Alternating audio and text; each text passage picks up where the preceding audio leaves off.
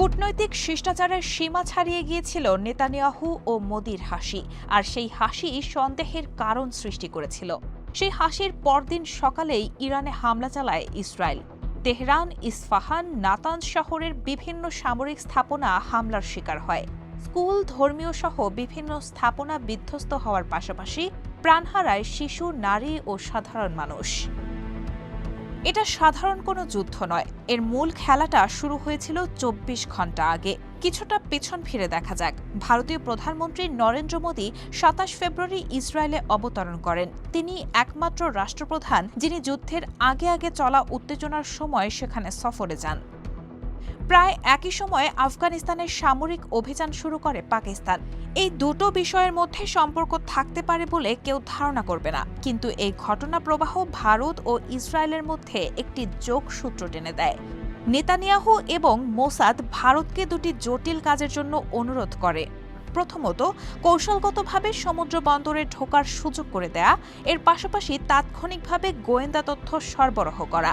ইরানের চাবাহার বন্দর এবং ওমানের ডুকম বন্দর পরিচালনা করে ভারত। ইসরায়েলকে ওই অঞ্চলে অনুমোদন ছাড়া ঢোকার ব্যবস্থা করে দেয় ভারত। দ্বিতীয়ত, ভারতের সাথে গোপনে বেড়ে ওঠা আফগানিস্তানের তালেবানের জোরদার সম্পর্ক, আর এই সম্পর্কের জেরেই হাঁকানো হয় বড় ধরনের ছক্কা। ইসরায়েলের তরফে ভারতকে অনুরোধ জানানো হয় যাতে করে তালেবানদের দিয়ে পাকিস্তানের পশ্চিম সীমান্ত অস্থির করা হয়। বর্তমানে ভারতের সাথে জোরদার কূটনীতিক সম্পর্কের কারণে তালেবানরা দিল্লির অনুরোধ মেনে নেয়। ফলাফল হিসেবে পাকিস্তানের দৃষ্টি সরে যায় আফগানিস্তানের দিকে, ঠিক যেমনটা ইসরায়েল চেয়েছিল। কিন্তু ইসরায়েল কেন পাকিস্তানকে ইরান থেকে দূরে রাখতে চেয়েছে? জুন মাসে ইরানের বিরুদ্ধে ইসরায়েল আমেরিকার যুদ্ধের ভেতর এর উত্তর লুকিয়ে আছে। সেই যুদ্ধের সময় পাকিস্তান গোপনে ইরানকে গোয়েন্দা, সামরিক ও কূটনৈতিক সমর্থন জুগিয়েছিল। এই দফায় ইসরায়েল নিশ্চিত হতে চেয়েছে যে ইরানের ব্যাপারে পাকিস্তান যেন ইতিহাসের পুনরাবৃত্তি না ঘটায়। পশ্চিম সীমান্তে পাকিস্তান সেনাবাহিনীর মনোযোগ আটকে রেখে ইরানকে গোপন সাহায্য পাওয়া থেকে বঞ্চিত করতে চেয়েছে ইসরায়েল। এতে ইরানের জন্য পাকিস্তানের কোনো সেনা সহায়তা, রসদ বা দ্বিতীয় ফ্রন্ট খোলার পথ বন্ধ হয়ে যায়।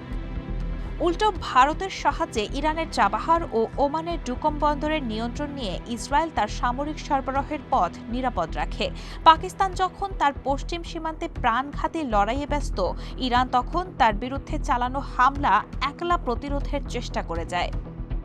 মোদির ইসরায়েল সফর, তালেবানদের হঠাৎ উত্তেজনা, পাকিস্তান আফগানিস্তান যুদ্ধের মতো ভারত ও ইসরায়েলের সমন্বিত পদক্ষেপ পুরো যুদ্ধক্ষেত্রের পরিস্থিতি পাল্টে দেয়। রায়হানা হক মুন, RTNN।